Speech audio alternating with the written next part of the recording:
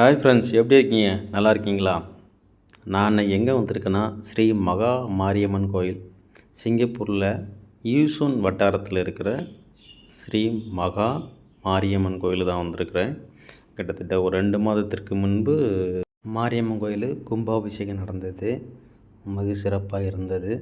கிட்டத்தட்ட ஒரு 15,000 20,000 பேர் கலந்துக்கிட்டாங்க. இந்த கோயில் இன்னைக்கு நான் வந்திருக்கிறேன்.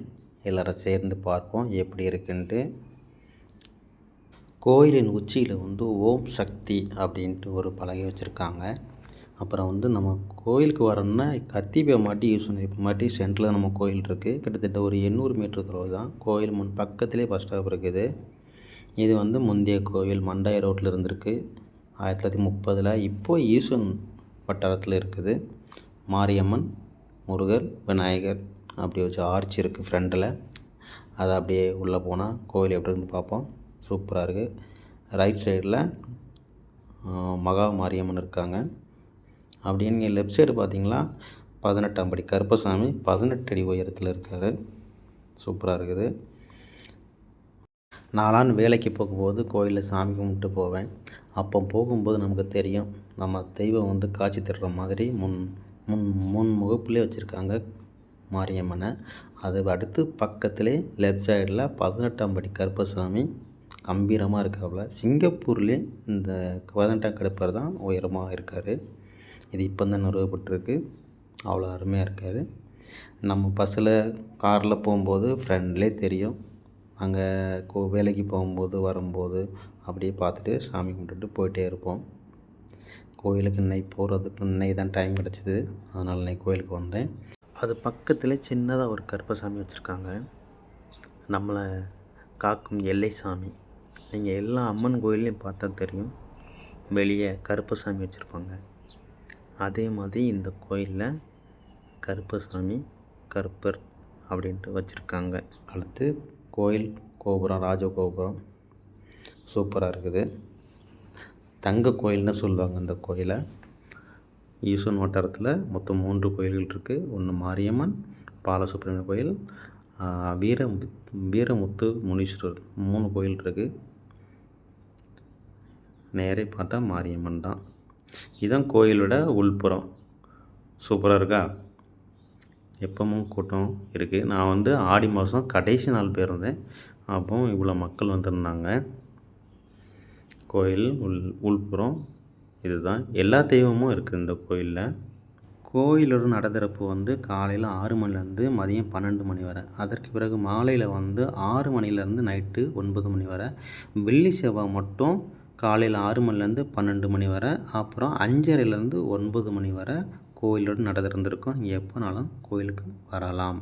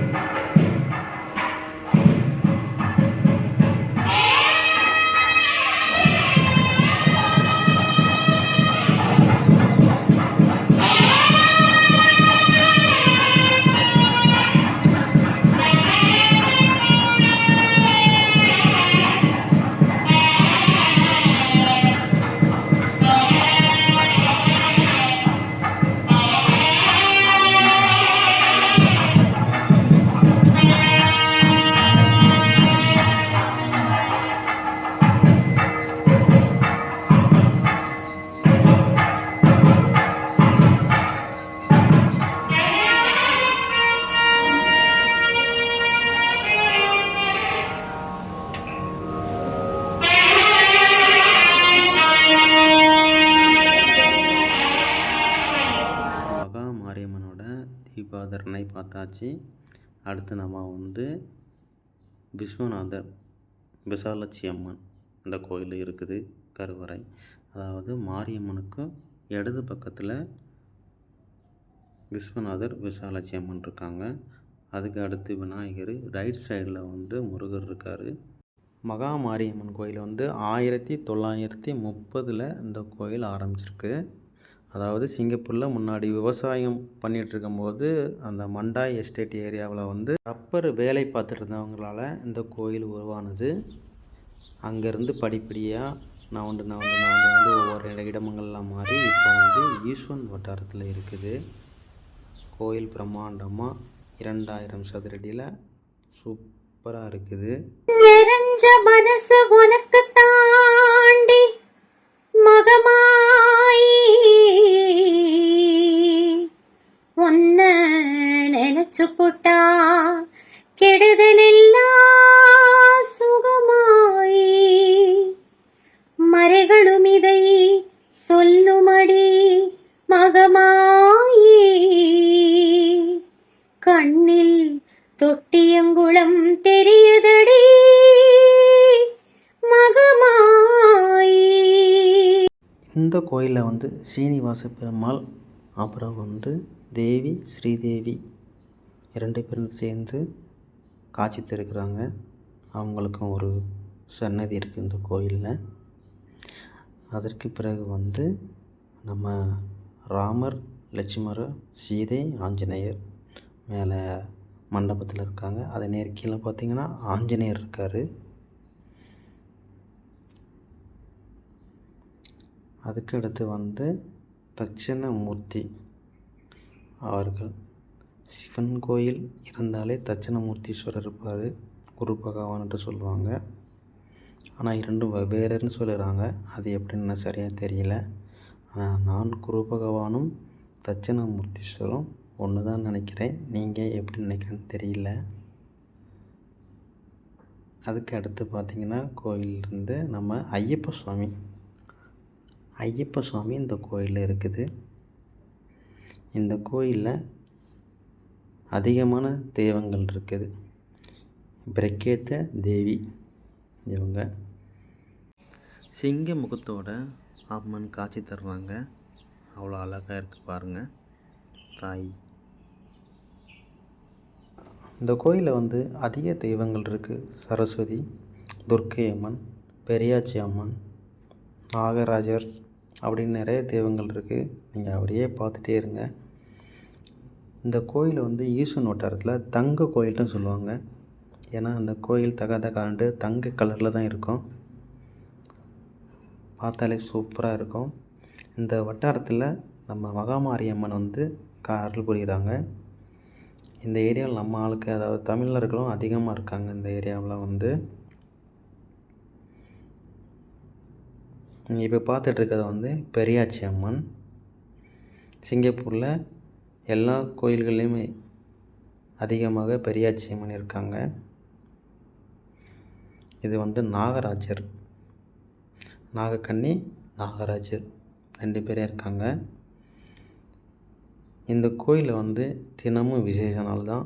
நீங்கள் தினமும் வந்து இந்த கோயிலில் வணங்கிக்கலாம், அருள் புரியலாம்.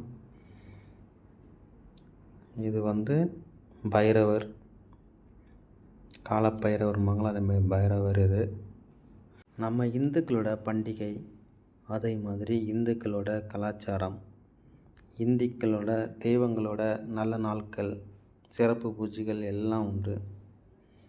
நீங்கள் கோயில் நேர் மேலே பார்த்தீங்கன்னா சின்ன சின்ன தெய்வங்கள் வந்து அங்கே இருக்குது.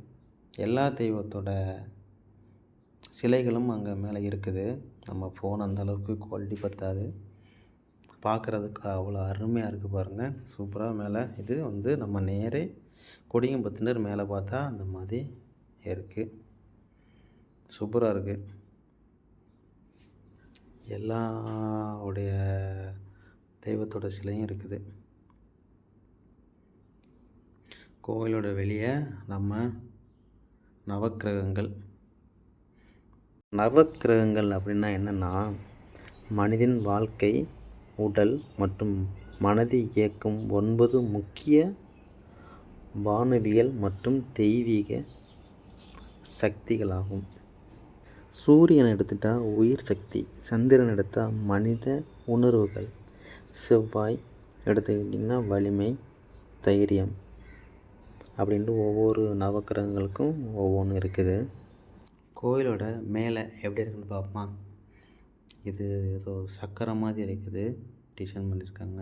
சூப்பராக இருக்குது. மேலே உச்சியில் அப்படியே சுற்றி பார்த்திங்கன்னா நிறைய தெய்வங்கள், சின்ன சின்ன சிலைகளாக அதிகமாக பண்ணியிருக்காங்க. எல்லாமே நம்ம அம்மனோட அவதாரங்கள் தான். நீங்கள் பார்த்துட்டே இருக்கலாம். வந்தால் கோயிலில் மேலே எந்த பக்கம் திரும்பினாலும் நம்ம சாமியோட சிலைகள் தான் தெரியும். அவ்வளோ சூப்பராக இருக்கும்.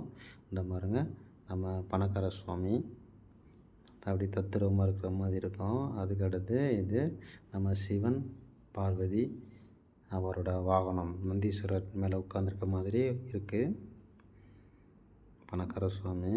அதுக்கடுத்து நம்ம மாரியம்மன்,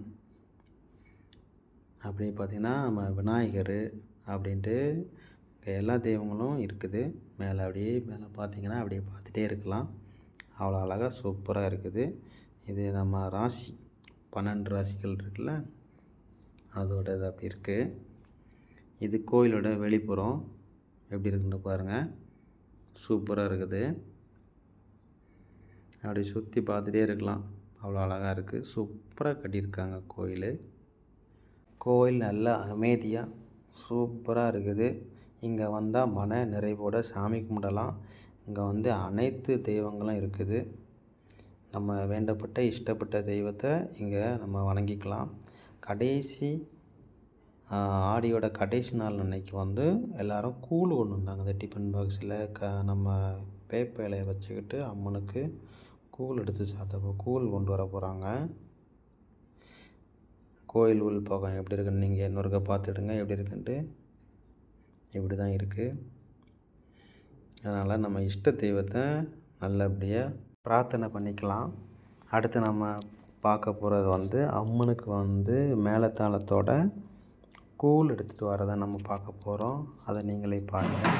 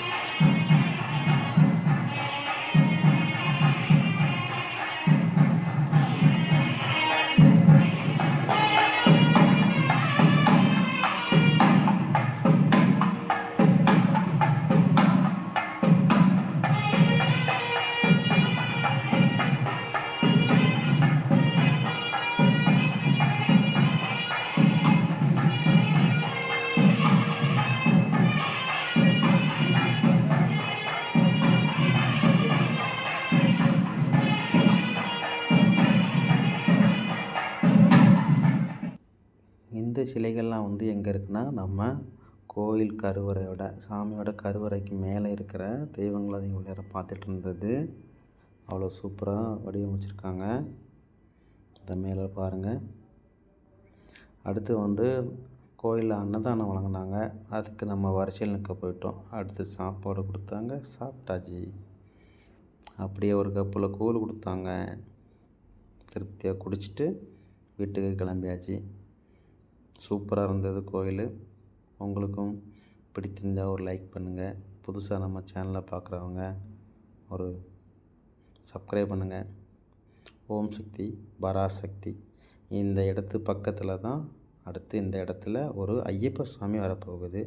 அதுக்கு நம்ம கவர்மெண்டில் அப்ரூவ் கொடுத்துருக்காங்க. இன்னும் கிட்டத்தட்ட ஒரு 2-3 வருடங்களில் ஒரு கோயில் உருவாயிரும். இதில் வீடியோ பார்த்துட்டு இருந்த அனைவருக்குமே நன்றி. மீண்டும் அடுத்த வீடியோவில் சந்திப்போம்.